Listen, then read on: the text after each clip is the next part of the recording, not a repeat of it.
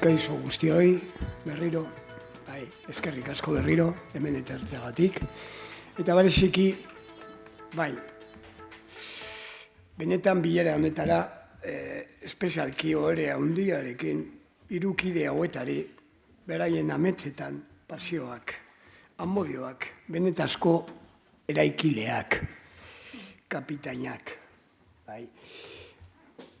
Gracias por venir, por seguir aquí y especialmente a estas tres pedazos de capitanas constructoras de sus sueños, de acompañar a personas de proyectos referentes. Es un placer y un honor. Me siento visiblemente emocionado porque hablaba antes de un padre, de un tenista, y yo casualmente vine de Barcelona a promover la comisión de deporte justo con Sergi Bruguera y su padre, al cual, pues, a mucha pasión y mucha honra le quemó al hijo. ¿Sí? Y justo ha coincidido, no sé, casualidades de la vida. Hablando de pasión y amor, porque creo que son emociones importantes a tratar y que, por si me lo permitís, voy a hablar y os voy a preguntar e interpelar directamente de vuestras relación, de esa pasión, amor, a veces odio, ¿por qué no? Miedo, angustia. Hablemos de emociones, ¿no? Hablemos de humanidad y de seres humanos, que es lo que, en definitiva, se está hablando aquí.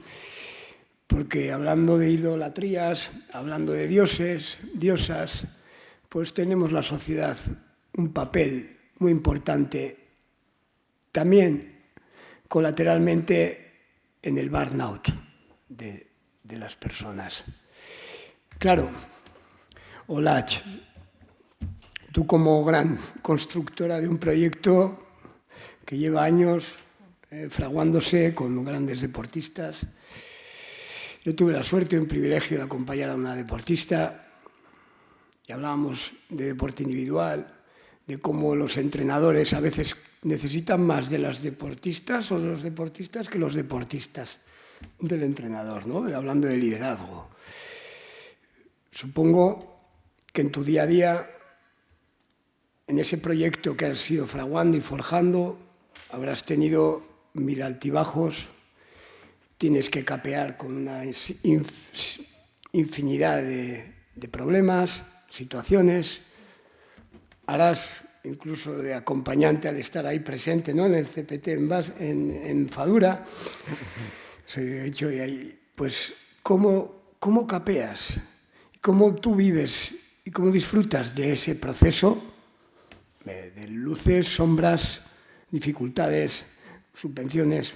Ya sabes, ¿qué te voy a contar? Bueno, arratsaldeon. Bueno, en primer lugar, agradecer el espacio y darnos también visibilidad, que es algo también que buscamos en Basquetín. Muchas gracias. Según has dicho luces y sombras, para mí las luces en mi trabajo de coordinación, porque bueno, yo aquí vengo en representación de un equipo de profesionales que acompañamos a las y los deportistas vascos de alto nivel a que cumplan su sueño, que es participar en unos Juegos Olímpicos, y ese es el cometido que nos pone también Gobierno Vasco, porque el Gobierno Vasco delega en la Fundación la competencia de alto nivel, y en este caso más en concreto el olímpico. Entonces, como luces, pues es ver cómo acompañas, ¿sí? Es ver la trayectoria y la evolución de los y las deportistas, ¿no? Pues en alguno de los casos, pues casi en toda su trayectoria en el alto nivel, están dentro de la Fundación. Digo dentro en el sentido que reciben las ayudas, tanto económicas como los servicios que facilitamos, ¿sí? De alguna manera, para que eso sea posible. Y para mí, sombra es la propia institución. Antes María, cuando ha comentado que los Juegos Olímpicos son un fin en sí mismo, y es cierto, nosotros como institución, nuestro ciclo, nuestro plan estratégico, nuestro plan de gestión siempre está basado en cuándo son los Juegos Olímpicos, cuándo son los de verano, cuándo son los de invierno, y eso marca una trayectoria y eso marca unos itinerarios a desarrollar con otras instituciones que son las federaciones vascas, ¿no? O con los y las deportistas de alto nivel.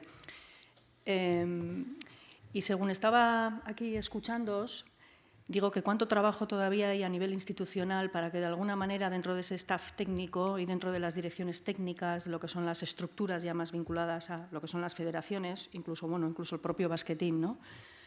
Que incorporemos eso incorporemos la psicología como un elemento más, al igual que puede ser una instalación deportiva de calidad, al igual que puede ser una piscina olímpica, ¿no?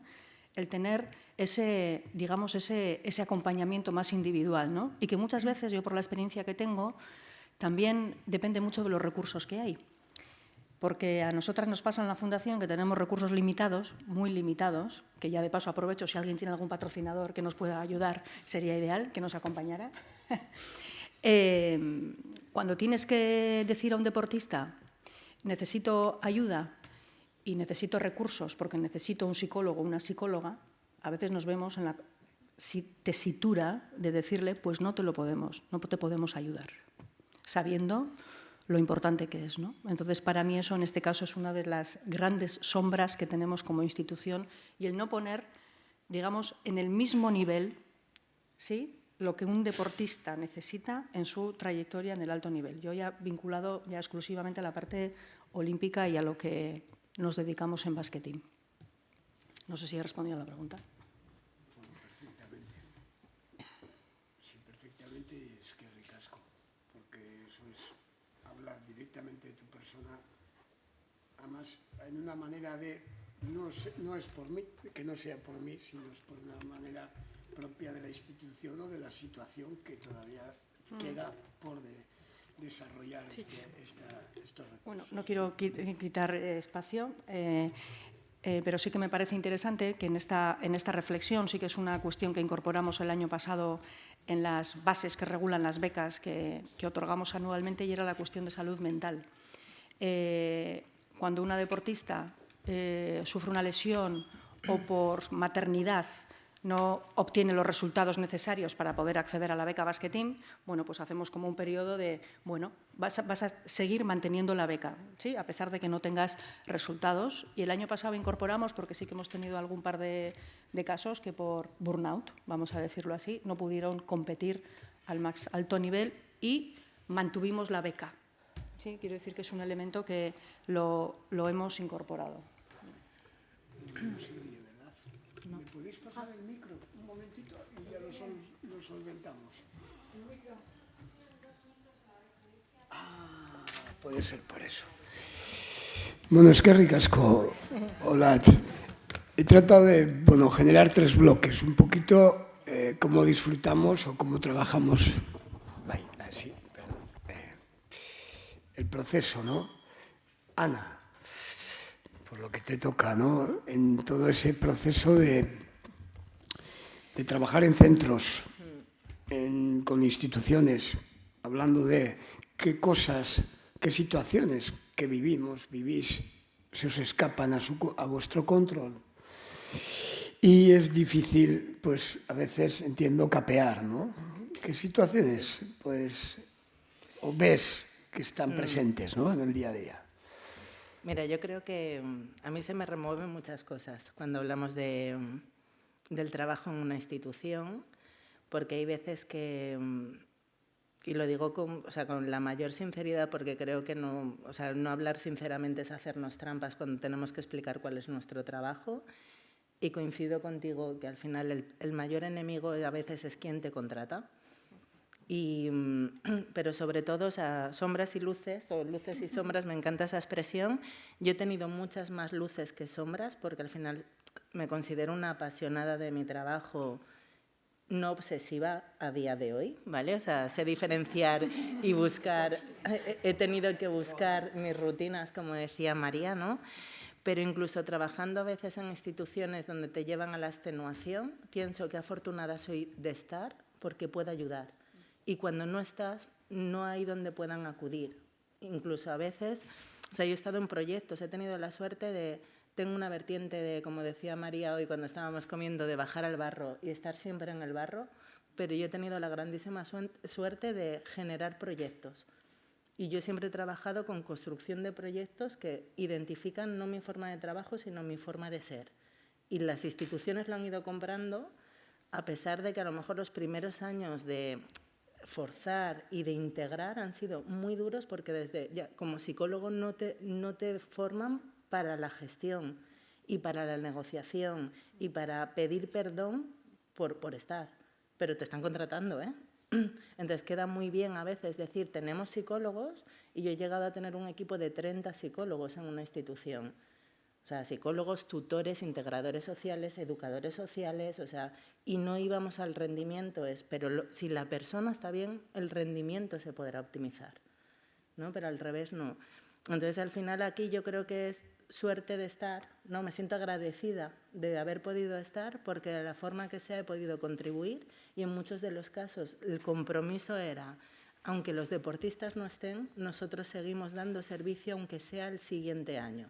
Pero la verdad es que altruistamente yo 20 años después sigo dando servicio, ¿no? O sea, y tan contenta hasta donde llego y como puedo, pero al final creo que hay una devolutiva no solo social, sino emocional, porque cuando tú trabajas desde el alma con una persona y la persona te presta su alma y te lo abre, al final es muy difícil que tú puedas romper esos lazos, aunque quieras, sin llegar a la dependencia, ¿eh? O sea, generando siempre la autonomía, pero en mi caso me quedo con muchas más luces que a veces hasta me han deslumbrado de la suerte que he tenido y de lo agradecida que me siento. Y que esas sombras han sido muy grandes, pero al final pongo mi balanza y siempre salen más luces. Muy interesante y, bueno, gracias. Hablando desde el alma, ¿no? Una pregunta, Ana, en esos 20 años. Con toda tu alma has trabajado, voy a dar un poco en el ojo, perdón, no quiero hacerte daño, ¿eh? No, es con todo el cariño. Con toda esa alma que has puesto, cuando hablamos de cosas que se nos escapan, estamos en instituciones, situaciones, juegos políticos, evidentemente estamos dentro de, ¿no? ¿Quién pone a quién? Lo digo porque a mí me ha pasado en primera persona, realizando proyectos, y al final, pues, ya sabemos que las relaciones funcionan en eso. ¿Te ha sucedido esto en 20 años? ¿Algún movimiento en este sentido? No ha habido año que no me haya pasado. ¿Vale? Bien. Entonces, cuando estamos, mira, tuve la suerte de que en la carrera me gustó mucho el mundo de recursos humanos y de las organizaciones, y que después hice el máster de sistémica. Entonces, al final es sistemas complejos, como decía María, organizaciones, o sea, hay que saber siempre dónde estás. Y vuelvo a lo mismo, te pondrán al lado, o sea, muchas veces los dirigentes que tenemos a todos los niveles no son los que tocan por formación o por conocimiento, por experiencia. Por lo tanto es, o sea, saber navegar. Yo siempre, o sea, y yo soy de Valladolid, en Barcelona, y no sé si se hacen más cosas en más sitios, pero la expresión de tener cintura, y digo, yo debería de ser una avispilla ya, ¿no? O sea, porque al final es lo de tener cintura, en todos los sitios existe la política. Y en todos los sitios existirá alguien, y el deporte, o sea, hablamos yo creo que hay que tener muy claro que a los deportistas les estamos diciendo, adáptate, ten flexibilidad, tienes que llegar al objetivo, y ¿por qué no nosotros no nos lo vamos a aplicar? Por eso se llama capitanas. A propósito de... Es que ricasco, gracias. Bueno, y ahora vamos con una gran atleta, 24 añazos, que estamos hablando de una marca de 666, ella dice ventosos, ya se está subestimando antes de tiempo, eso lo trataremos en otro contexto. Estamos hablando de 20 centímetros menos que la gran Niurka Montalvo, aunque ella me diga que son 7 veces seguidas. Otra vez digo, esto no suele pasar, los psicólogos, pero ¿tú qué vas a hacer autógrafos al combate o a la pista, o a combatirte cuerpo a cuerpo con tu ídolo? Pues una más y una grande. Y además, hablando de pasión y vocación, leí un artículo del Diario Vasco y, hombre, mira, aquí está la perfecta, resiliente y doble capitana de vocación y pasión, no solo en la pista, también en la investigación. Claro, ahora hacemos la broma. ¿Cómo capeas esa doble pasión? O sea, te sobra, estás sobrada. O sea, digo que los calendarios de los resultados serán diferentes, porque como vayan a la par de investigación y esto, si van bien, bien, pero si... ¿Cómo lo llevas eso? Pues yo siempre digo que la investigación y el deporte se parecen muchísimo, porque en los dos trabajas mucho y la mayoría de veces no consigues los resultados que quieres. Así que es verdad que... Sí. Y es verdad que en muchos momentos es agobiante o es agotador, sobre todo a veces ya de cansancio, porque voy a entrenar y luego voy a trabajar, o voy a trabajar y luego voy a entrenar. Pero yo creo que a mí personalmente sí que me ayuda, porque estoy encontrando el equilibrio. Entonces hay muchos días en los que pues salgo de trabajar y tengo la cabeza como un bombo, mentalmente estoy cansadísima y voy a entrenar y salgo renovada. Disfruto el entrenamiento y termino el día contenta. O a veces también me pasa al revés, que yo empiezo el día, tengo un entrenamiento malo y digo, joder, ya son las 10 de la mañana, el día ya va mal. Ahora tengo que ir a trabajar, pero bueno, pues voy a trabajar, estoy con mis compañeros, pienso en otra cosa, porque yo pienso, si no tuviese que trabajar, ¿qué hago desde las 10 de la mañana habiendo entrenado mal? O imagínate que tienes una lesión, digo, vale, puedes ir al fisio, puedes recuperarte, pero son muchas horas para darle vueltas a la cabeza, y encima no sueles tener pensamientos positivos en ese momento, así que sí que me ayuda a pensar en otras cosas y eso, no entrar en un bucle negativo, yo creo.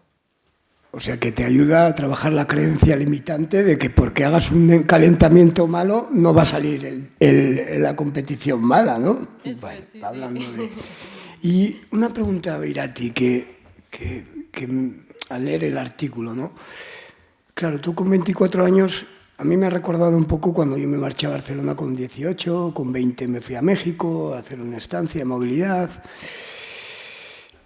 Toda esa aventura en solitario fue magnífica, maravillosa, pero claro, detrás de eso, yo me acuerdo en México, en mes de febrero, el mes de mi cumpleaños, llorar como un desposeído. Estar allí, lejos de mi familia, mi casa, aunque estaba en un país nuevo, pues todo lo que es nuevo y novedoso llega a un punto que dices, bueno, sí, claro, pero ¿dónde está mi familia, no? Tú, en eso...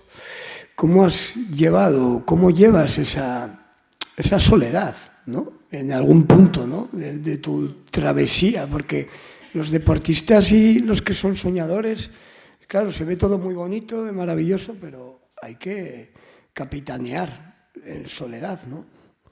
Sí, yo creo que hay mucha soledad, más igual en los deportes individuales, o bueno, que se ve más, porque yo creo que en un deporte de equipo que te puedes sentir solo, pero tienes más gente alrededor, puede ser. Pero yo sí creo que eso sí que lo he cuidado mucho, porque aparte del deporte, aparte del trabajo, siempre he cuidado tener en mis amigas, y no solo dentro del deporte, sino fuera del deporte. Porque yo hay veces, y no solo cuando las cosas van mal, hay veces que ya tienes un ritmo de competiciones tan alto que puede que estés, bueno, en mi caso saltando muy bien, que yo cuando quedo con mis amigas no quiero hablar de deporte. O sea, quiero que me cuenten cualquier otra cosa, que me digan qué tal, bien, pero quiero estar con ellas y eso y que sea mi momento de desconexión. Así que tanto con mi familia, porque lo mismo me preguntan, pero no, o sea, afortunadamente no están demasiado involucrados, o con mi entorno, sí que consigo desahogarme o desconectar y no sentirme sola. Así que, pero yo creo que eso hay que cuidarlo, porque a veces nos metemos tanto en el deporte y solo tener amigos que son tus compañeros de equipo, compañeros de deporte, que no consigues desconectar, en este caso, del deporte. O sea, que tienes factores sociales que te ayudan.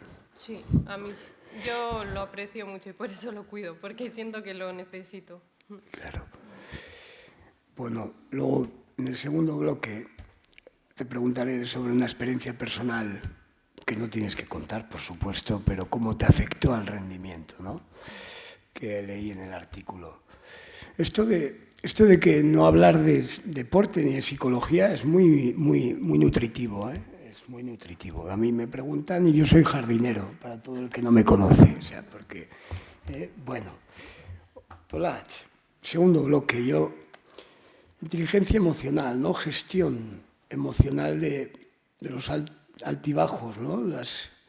Hablamos de luces y sombras, hablamos de, para ti, ¿cuáles las situaciones que más, al estar de cerca, pues como acompañadora, como incluso, no sé si eres madre, pues habrá ese instinto, ¿no? Cuidador, ya de por sí, más acentuado. ¿Cómo está eso en tu día? ¿Qué dirías que más te afecta en el vínculo con el trabajo, con deportistas que son personas con todas sus situaciones?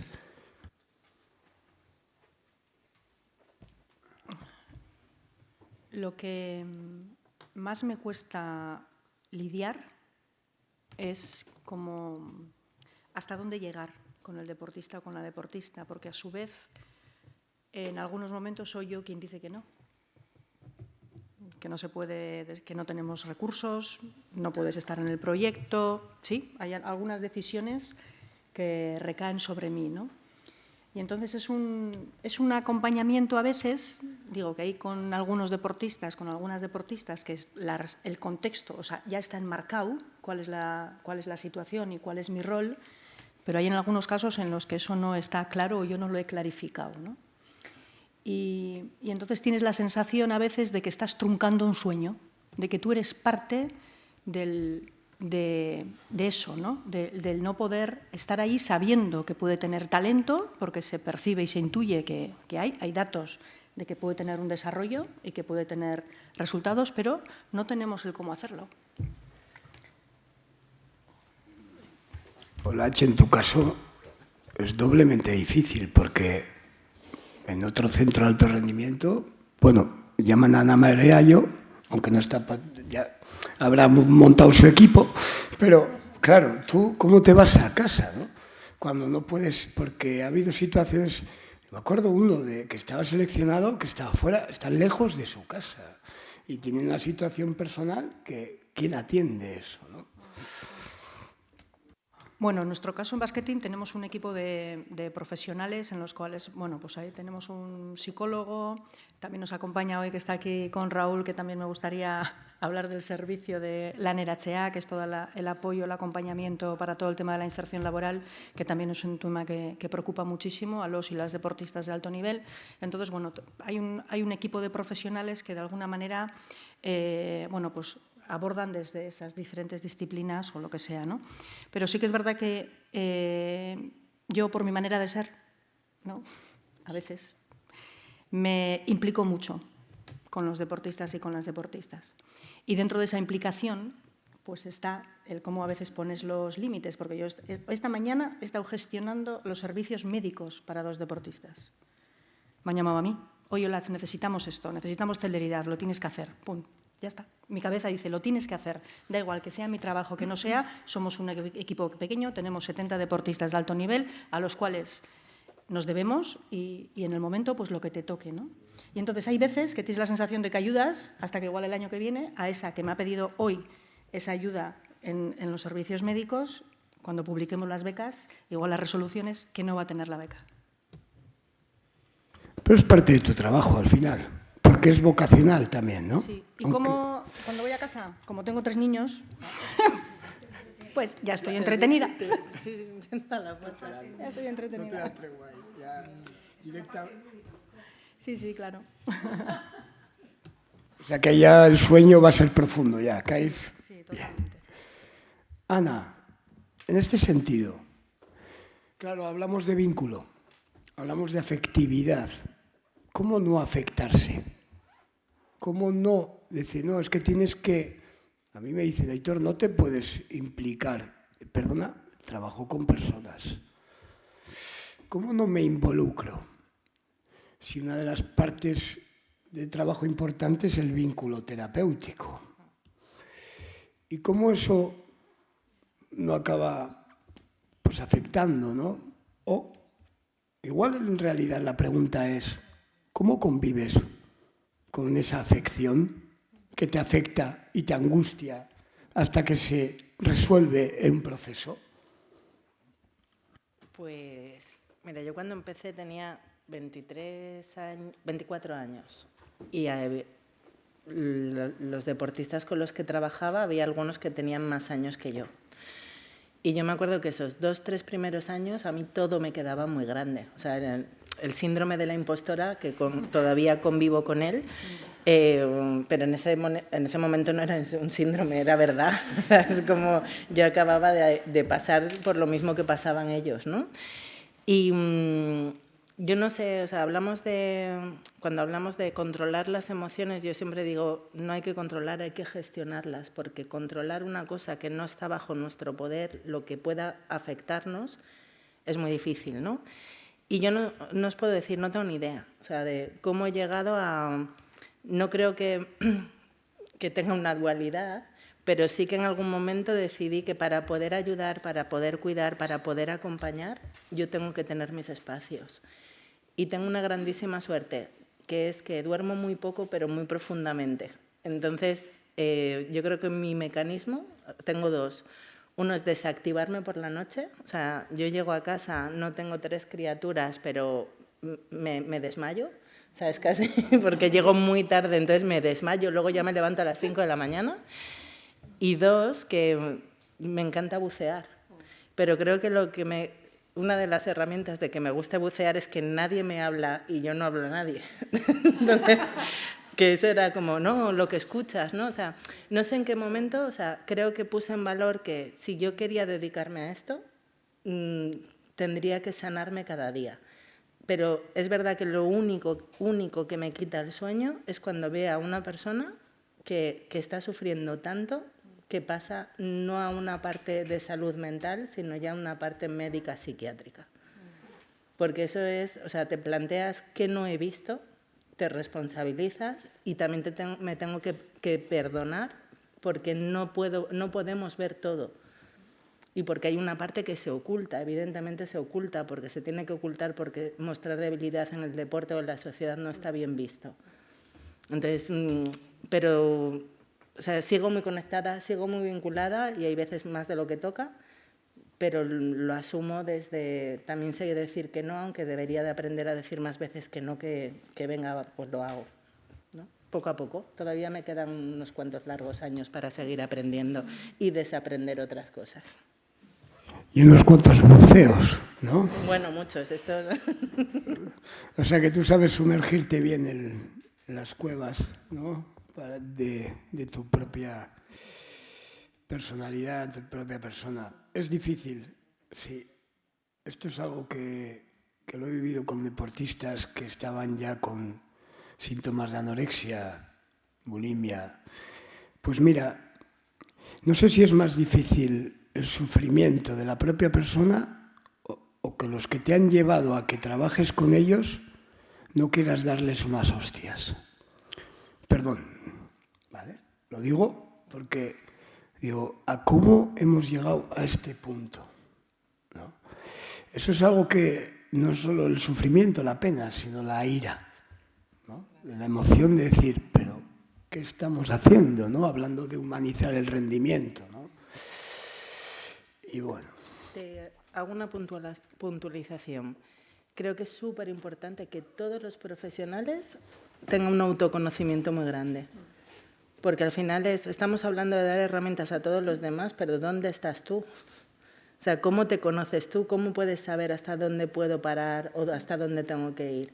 Entonces es muy fácil, o sea, somos personas muy empáticas, trabajamos mucho desde el vínculo, desde la emoción, desde la comunicación asertiva, que nos dejamos de leches. O sea, que empecemos a trabajar en nosotros, porque es la única manera de trabajar desde nosotros para luego poder separar y no transferir lo que es tuyo y lo que es del otro.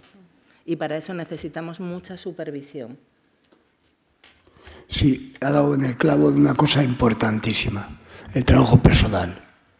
Todo psicólogo o psicóloga debería tener un proceso de trabajo personal. Y a ti, bueno, a ti no te vamos a apretar, aunque la experiencia personal no se me ha olvidado. ¿Cómo gestionas lo que está fuera de tu alcance o tu situación personal X? ¿Cómo acaba de afectar o cómo has podido capear, ¿no? Hablando de capitana, ¿no? Capear ese altibajo que igual era, como escribiste en el diario, era personal. ¿Cómo se trasvasó eso a tu rendimiento deportivo y cómo lo superaste? Es que la verdad no sé de qué me estás hablando, supongo que de las lesiones, ¿verdad? Bueno, pues igual el diario vasco habrá que escribirle o yo he apuntado mal la cita, pero había una situación que pasaste como o igual un periodo de bajo rendimiento, puede ser. Sí, bueno, yo creo que sin Igual no está duda mal. mi peor momento deportivo ha sido cuando he estado lesionada, porque es verdad que no he tenido una lesión grave o que sea pues fractura de algún hueso que te requiere mucho tiempo, pero sí que me ha pasado, de hecho, 2 veces de tener un dolor o una molestia que no encontrábamos qué era y que no se iba. O también de cuando ya estás a punto de salir de una lesión que te empieza a doler otra cosa. Y para mí eso ha sido lo que peor he llevado porque mentalmente me ha parecido muy agotador. Y bueno, pues sinceramente estoy en este momento también porque estoy saliendo de una lesión tras otra lesión tras otra lesión y al final pues ver primero qué puedo hacer y normalmente es pues eso, ir a un montón de médicos, a un montón de fisios. Luego también ya cuando me empezó a afectar mentalmente o emocionalmente, pues pedir ayuda. Y todo el rato pedir ayuda, pues eso, ya sea a fisios, ya sea a amigos, pues para eso, tomar algo y hablar, o también profesional a psicólogos. Y luego, pues relativizar, porque hay también días en los que, bueno, al final te das cuenta de que para mí el deporte es muy importante, pero que tampoco lo es todo. Y afortunadamente tengo 1000 cosas más, entonces pues eso, saber darle la importancia que tiene, que aunque sea muy importante, no es tan importante a veces. Bueno, en eso estás trabajando, pero tienes mucha pinta de ser una gran mujer muy exigente contigo misma, porque llevar a ser investigadora con 24 años no es un tiempo, vamos, récord. ¿No? Eso de la exigencia, ¿cómo lo has ido trabajando en estos años sobre cada día, sobre objetivos a medio, corto plazo, sobre ver más en el bosque que se dice, más allá de lo que te viene? ¿Cómo tú planteas esos micro, macro objetivos psicológicos? De decir, bueno, ahora no podemos tener esta carga mental ni emocional, ahora tenemos que centrar en trabajo, pensando en rendimiento, no en resultado, que son 2 palabras diferentes, ¿eh? Sí, yo diría, yo me considero muy exigente, pero diría que la mayoría de los deportistas lo somos. O sea, yo no sabría decirte un deportista que no sea exigente y muchas veces somos demasiado exigentes, pero bueno, al final aprendemos pues lo que tú comentabas, que sí que hay un objetivo grande o a veces objetivo, sueño, ilusión, pero que también hay que ir poco a poco. Y a mí me ha gustado mucho también lo que comentaba antes, que no siempre podemos estar al 100%. Y hay momentos en el que no puedes estar al 100% y es lo que toca. Y ya puede ser porque estamos empezando la temporada, porque acabas de salir de la lesión, y eso también es muy frustrante, porque tú acabas de salir de una lesión, ya no te duele nada, pero claro, a ti te miden el salto y no te parece lo suficientemente largo. Entonces, pues es también aprender eso, que no siempre estamos al 100% y que hay que ir poco a poco y con objetivos pequeños. Por ser un poco Pepito Grillo, está claro que la exigencia viene dado también por una necesidad constante de estimulación y recompensa que el propio deportista vive como una droga, porque no olvidemos que estamos habituados a una recompensa placentera, ¿no? Cómo uno convive por decir, vaya día de mierda que tengo hoy, y es un día de mierda, y mañana pues igual también, y no va a haber dopamina, y va a haber pues nada, que esto, ¿cómo convivís con ese, no sé si decirlo adicción, pero sí es un hábito a una estimulación constante, ¿no? Yo ahí quiero recalcar también que las exigencias muchas veces son nuestras y sí que somos muy exigentes, pero luego entra todo el tema de las becas, porque muchas veces pues yo estaría contenta con algo, pero para conseguir una beca me piden más. Entonces mi objetivo o mis autoexigencias suben porque es lo que me piden. Y yo, por ejemplo, por eso también digo que, aunque no en todo, a veces el trabajo me ayuda porque yo, gracias al trabajo, no dependo económicamente del deporte, porque si no, eso también llega a ser muy, muy, muy estresante, porque al final hacemos deporte porque nos gusta y además somos muy exigentes con nosotros mismos, pero es que tenemos más exigencias o tenemos más presión sin quererlo, porque es que si no, no tenemos ayudas o no tenemos patrocinadores, o al final eso es, no nos sale rentable. Al final ya no es deporte por gusto. Entonces, creo que también es importante decir eso, que nosotros somos muy exigentes, pero no solo nosotros mismos. Creo que esa es la clave de cómo convives con lo que fue tu hobby, que primero no empezaste con salto, ¿no? Hacías otro deporte, puede ser. O ya voy a llamar a Diario Vasco ahora mismo. No. Antes hacía judo, sí. Vale. ¿Cómo convives con lo que era un hobby? Nació como un hobby, nació como una pasión, como una cosa de que alguien te dijo, oye, pues métete a atletismo, ¿no? ¿Cómo convives con ese salto a la exposición? ¿Cómo tienes tu inner game, que es el juego interior ese de entre satisfacer tu propio deporte, tu propia pasión, aparte de lo que es la expectativa del rango que tienes que dar, el resultado para obtener la beca, no solo eso, sino complacer? Porque lo de complacer, aunque parezca mentira, los deportistas están constantemente queriendo complacer sin quererlo, inconscientemente, porque se mete ahí una afición, unos seguidores. ¿Cómo convives con eso? Yo, al final, lo del hobby, o sea, sí que creo que, a ver, hay días en los que yo me recuerdo a mí misma que digo, Irati, vas a entrenar porque tú quieres, porque realmente yo sé que tengo que ir, pero si lo analizo digo, voy porque quiero, porque si no quiero ir, puedo no ir y encima por un día no pasaría nada. Pero eso, aunque haya días malos, yo me lo paso muy bien entrenando y a mí es algo que me gusta y me hace sentir bien. Entonces, y por ejemplo, competir, a mí me encanta competir. Si hay una competición, yo voy con ganas. Luego es verdad que eso no te sale como tú quieres y no estás a gusto, pero la sensación de entrenar y competir a mí me sigue gustando y yo creo que si llego en un momento en el que ya no es que haya días malos, sino es que no hay días buenos, yo en ese momento sí que, bueno, dejaría el deporte de élite, no el deporte, pero creo que si no es hobby en ningún momento, ahí ya sí que hay que tratarlo de otra manera. Bueno, pues zorionak, porque lo de coger el testigo de la responsabilidad y la presión como un privilegio como un lujo y no como un marrón, pues a veces es la diferencia entre seguir siendo una deportista de alto rendimiento o no.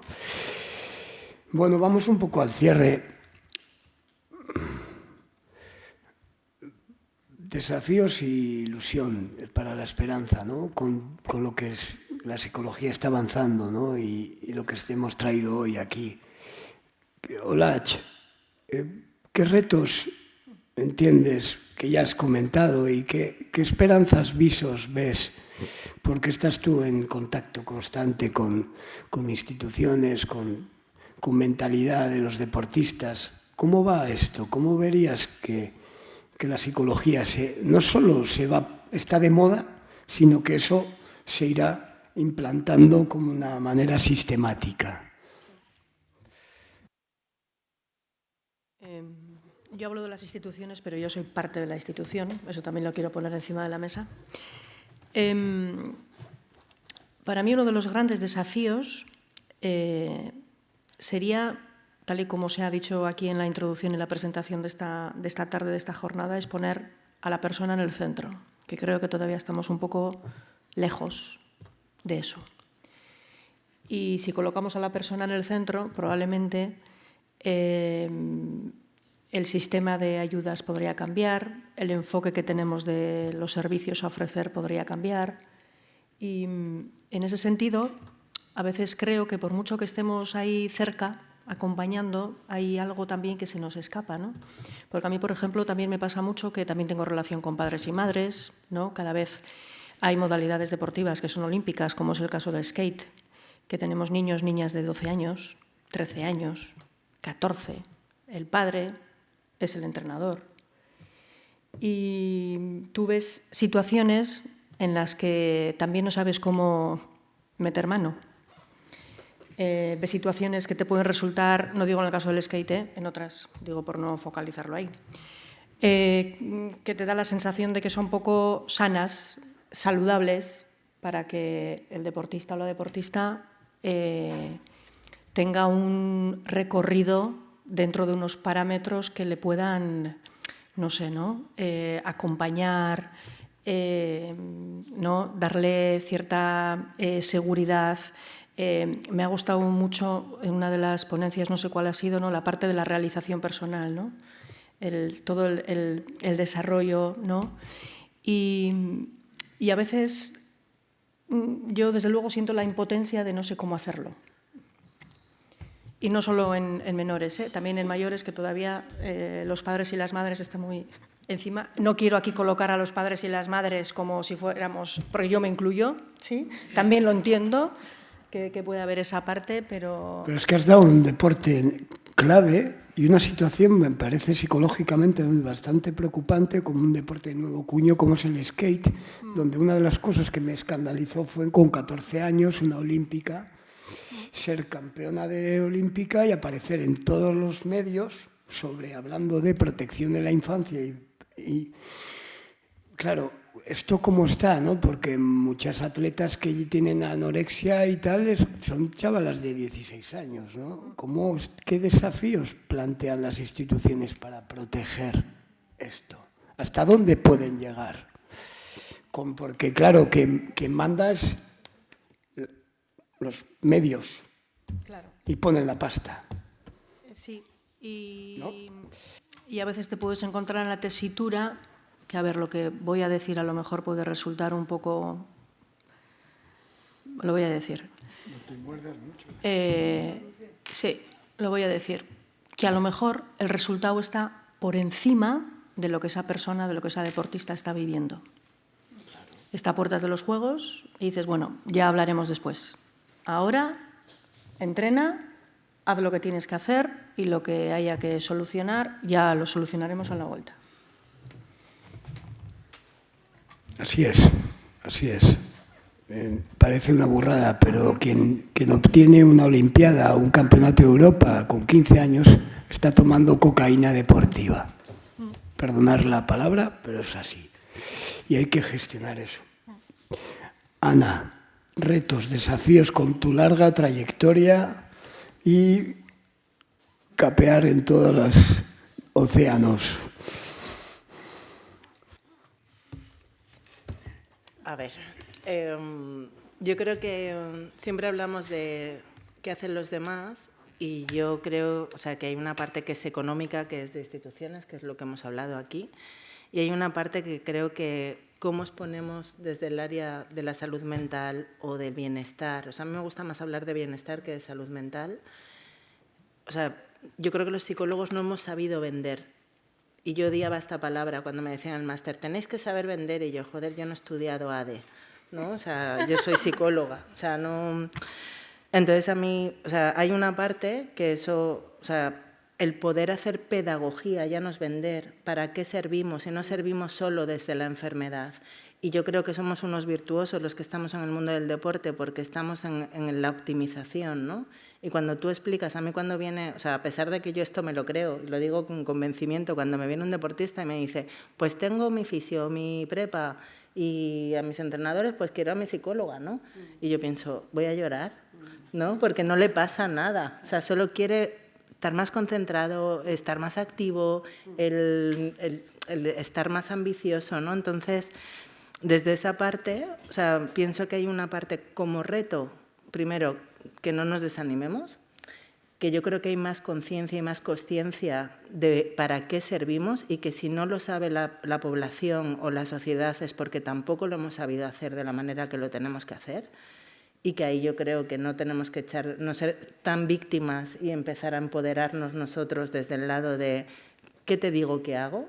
Porque al final cuando una persona ve la utilidad es cuando dice yo lo compro, si a mí tú no creo que me sirves. Y cuando te preguntan tú qué haces, y dices, pues nada, te escucho, ¿no? Pues hago muchas más cosas que escuchar, ¿no? Entonces, como reto, que sigamos persistentes, que yo creo que ahora las redes sociales ha hecho que se divulgue mucho más, que se acerquen a todos los sitios, o sea, tienen muchas cosas que son peligrosas, pero que tampoco podemos endemoniar a todo ni a todos, ¿no? Entonces, desde ahí yo creo que hay no todo vale, pero que acercan a la población mucho más cosas. Y por otro lado que tenemos que ser, o sea, como reto creo que los profesionales tenemos que seguir formándonos, tenemos que seguir teniendo principios éticos muy fuertes, porque estamos en un momento que todo vale y no vale todo. O por lo menos yo me niego a que todo valga por encima de la persona. Y te lanzo una pregunta sobre competición. ¿Tienes la sensación o crees que aparte hablando de cooperación, creo que los psicólogos aparte de psicología, aparte de venderse, hacer más pedagogía y salvar ese complejo de impostor a veces, tiene también que cooperar más en asociaciones y no estar tan de manera individualista, que es una sensación que yo tengo, llevo 20 años en intervención, desde que empecé la cárcel de mujeres de Barcelona. Tengo una sensación a veces de travesía en el desierto solitaria, salvo aquí mis compañeras en el COP que hacemos esa labor, pues encantado. ¿Tienes esa sensación que a veces nos falta unir fuerzas? Yo, como sigo siendo una afortunada y una agradecida, creo que cada vez hay menos y yo he tenido la suerte de rodearme de gente, o sea, que ha querido compartir. O sea, yo desde que estudié el máster, o sea, escribía a un profe, me encantaría hacer prácticas contigo, y me decía, no puedes. Y yo, qué bien, pero me ha contestado, ¿sabes? O sea, era, no puedo, pero, o sea, que en ese sentido, que alguien te conteste, o sea, yo creo que es de las mayores lecciones que yo me he llevado, que, o sea, hay una asignatura que es el trabajo de recerca, se llama en Cataluña, ¿no? Yo no sé si contesto 50, 60 al año entrevistas a psicólogos del deporte, pero digo, es que no puedo decir que no, porque que alguien se interese por lo que tú haces, o sea, aunque sea para rellenar algo que les mandan en un trabajo para que acabe en bachillerato, pues lo hago y encantada, porque al menos habré contribuido a explicar a alguien lo que hacemos, ¿no? O sea, aunque luego no solo lo vea el tribunal. Pero yo creo que la mayoría de las veces he pertenecido a una unidad de medicina del deporte, he aprendido mucho de los médicos. Los médicos comparten, los médicos, los casos clínicos, o sea, por eso todas las reuniones de supervisión para mí son sagradas. El que me supervise a alguien, pero llevo un caso ahí y que los psicólogos hablemos, o incluso, o sea, en todos los sitios intentamos hacer médico, fisio, nutricionista, entrenador, o sea, todos, o sea, el poder compartir desde ahí. Y yo creo que se están quitando muchos tabúes de esto es mío y así trabajamos. O sea, yo que he podido trabajar en sitios donde se ha desarrollado una metodología, una de las obligaciones de mi función era divulgar. Y te vas a todos los sitios que yo decía, ¿me podéis dejar trabajar? Que me quiero quedar en Barcelona trabajando. Y dice, no, te vas, te ha llamado la asociación de tal, te vas para allá y explicas lo que hacemos. Y hay una parte de venta, pero hay una parte de divulgación y hay una parte de, yo voy, ¿por qué? Porque yo quiero saber lo que hacen allí. Y adaptarlo, si puedo, a lo que hacemos nosotros con nuestra población, que no será la misma, aunque sea el equipo de la esquina de al lado. Sí. Quería decir, Ana, en el sentido de asociación de psicólogos. Yo creo que hay un tema que yo lo he vivido en Cataluña, lo he vivido porque estudié allí, trabajé allí. Asociarnos más, porque cuando se hace una asociación y un colectivo de profesionales de psicología, las instituciones pueden llegar mejor. Yo tengo el caso de compañera Ainhoa, hemos ido conociendo y tejiendo relaciones a nivel de Euskadi y siempre hemos pensado que lo que importante que un deportista, un colectivo deportista tiene que saber decir, necesito un psicólogo. ¿Dónde? En Altsasu. Vale, Altsasu está Aritz. Listo. Ya está. Conformar equipos a nivel de comunidades autónomas. Nos están amenazando por aquí, ¿eh? Estoy viendo. No, o sea, hay que compartir más, estoy de acuerdo, ¿eh? O sea, pero que nos dejen los medios para hacerlo también. Irati, bueno, desafíos tuyo como deportista implicada y, como decía ella, que estás debajo de todo eso que estamos hablando, ¿no? Cómo lo capeas y qué tú necesitas como deportista para que puedas seguir disfrutando como lo haces. Yo creo que necesitamos mucho apoyo de todos en general, porque al final cada uno te puede aportar una cosa. Pues, o sea, tu equipo te va a aportar una cosa, tu entrenador otra cosa, las instituciones, y al final todo es bienvenido. Y bueno, pero yo creo que también es necesario eso, saber separarte un poco de ello y ya centrarte en lo que tú quieres y, bueno, en recordar por qué lo haces y qué quieres conseguir. Entonces, que si te dan ayuda, obviamente recibirlo y agradecer, pero que si te ejercen mucha presión o eso, te están exigiendo mucho, pues también saber parar y separar eso, lo que es tuyo y lo que no es tuyo y no te ayuda.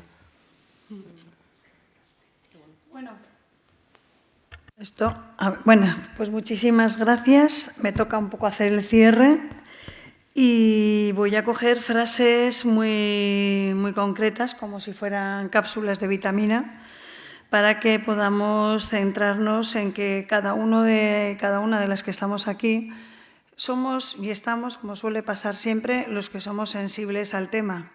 Nos faltan los que no son sensibles al tema, que son los que favorecen el burnout. Entonces, bien, como nos tenemos que centrar sobre los que estamos aquí y las que estamos aquí, sí que quiero de entrada simplemente decir que reflexionemos cada una y cada uno de nosotros qué burnout podemos crear potencialmente a todos los que nos rodean, pero sobre todo a nosotros mismos y a nosotras mismas. O sea, me creo yo burnout a mí misma, ¿vale? Yo creo que esa es la clave inicial para empezar todo el proceso, ¿vale? Y cuando vea a una persona que lo pueda tener, lo que sí que puedo decir es, vale, yo estoy viendo a esa persona lo que está haciendo, pero ¿qué estoy haciendo yo con los que me rodean? ¿Vale? O sea, creo un poco de inicio. Y ahora voy a las cápsulas rápidas. Creo que una de las claves ha sido, bueno, frases, ¿no? Las últimas que han comentado, que los resultados no estén por encima de la persona. Y vuelvo a repetir al deportista, cuando hablo de estas frases es desde mí mismo, o sea, es decir, yo estoy dentro también de ello, ¿de acuerdo? Para no salirme. La clave, por supuesto, es generar ilusión para los que quieran hacer deporte. Ese es el fundamento esencial del deporte base. generar la ilusión, acompañar para que sigan estando ilusionados y lleguemos a la situación que nos ha comentado nuestra compañera Mayalen para el tema de yo estoy en un hobby, sigo en un hobby y eso es lo que me hace levantarme todos los días. Eso es el deporte base. Si hay algún hábito que nos salta, que salta por los aires, algo está fallando. Un indicador, son indicadores que nos pueden centrar. Cuando falta sueño, le debes a la vida. Esa creo que es una de las frases para poner en cualquier despacho, en cualquier centro o ponérmelo delante en la nevera con un imán. El controlar las expectativas, pero no solo las mías conmigo mismo, porque si soy muy exigente conmigo misma o conmigo mismo, ¿qué estoy haciendo con los demás? ¿Cómo estoy midiendo? ¿Cuál es la vara de medir? Porque no me estoy enterando. Pero yo tengo el permiso de destruirme a mí misma, pero tengo el permiso de destruir a los que me rodean y me tienen que aguantar, ¿en serio? Equilibrar los recursos de la persona a la demanda de la situación. Somos personas que estamos en un proceso evolutivo. Antes le comentaba a un compañero que está aquí, que está estudiando psicología, que por favor no os olvidéis del proceso evolutivo, que hay ciclos, que estamos en cada vez emocionalmente con situaciones personales que nos hacen estar de una manera o estar de otra, o simplemente que no estoy anímicamente bien, pero tengo derecho a estar mal y tengo derecho a recuperarme. ¿Qué podemos hacer qué perdemos cuando ganamos? Me ha parecido un aspecto muy importante porque es transversal. ¿Qué pasa? Cuando ya consigo lo que yo quiero, cuando consigo que el jugador o la jugadora ha conseguido lo que yo quiero, ¿qué pasa ahí? ¿Cómo le miro? ¿Qué mirada tengo? ¿Tengo limpia? ¿O yo estoy proyectando que quiero convertirme en esa persona para conseguir mis resultados y yo ser el que digan, jo, lo has conseguido? ¿Dónde dejamos a la persona? ¿Al deportista o al deportista dónde le dejamos? O cogemos los movimientos bruscos en los banquillos o en donde estamos porque no está consiguiendo el resultado esperado y le lanzamos porque es mi expectativa. Cuidado. O yo me estoy quejando porque no está consiguiendo los resultados. Cuidado. Porque todo eso genera el burnout de lo que estamos hablando. Sé apasionada sin obsesionarte. O sea, apasionado sin obsesionarte. Creo que esa es la clave, nos lo decía antes Ana, bueno, ha salido varias veces. Poner la persona en el centro. ¿Qué estamos haciendo? ¿Nosotros estamos en el centro de nuestra vida? ¿Nosotros, yo conmigo mismo o conmigo misma, estoy en el centro de la vida? ¿O no? ¿O estoy esperando las expectativas que quiero generar o lo que quiero que los demás piensen de mí? Porque eso genera burnout. Y además genera el burnout más podrido que pueda surgir, porque soy un burnout con esporas que lo voy lanzando fuera. Si el deportista está bien, se llega al rendimiento. También tenemos que pensar sobre ello. Que sea un hobby, y vuelvo un poco a donde he empezado. Y otra de las cosas también es aprender a convivir con el síndrome del impostor. Porque al final, como nos consideremos que ya lo sabemos y que somos lo más, pues eso, preguntárselo al comandante que con el avión se estrelló en el Monte Oiz, cuando ya se conocía la ruta Madrid-Bilbao estupendamente, y en un alarde de ya me conozco la ruta, mató murieron casi todos los pasajeros del avión. Cuidado, tenemos cuidado con eso. Y nada, ya simplemente para concluir, voy a cerrar con una cosa que he cogido de las páginas de nuestras dos ponentes, porque creo que la psicología del deporte es la mejor herramienta para favorecer el desarrollo como deportista, superar las dificultades que surjan y potenciar el rendimiento deportivo. Y cómo afecta el deporte a la vida y cómo afecta la vida al deporte. Eso es en lo que se tiene que centrar la psicología del deporte y tenemos que centrarlo a todos los profesionales que estáis dentro del deporte, porque sois parte de ello. Por favor, creo que la reflexión es ya parte de cada uno de nosotros. Muchas gracias.